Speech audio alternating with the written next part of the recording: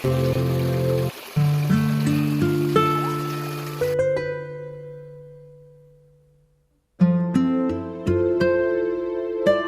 കൂട്ടുകാരെ, എല്ലാ കൂട്ടുകാർക്കും പുതിയൊരു വീഡിയോയിലേക്ക് സ്വാഗതം. നമ്മളിന്ന് നടക്കാനിറങ്ങിയതാണ്.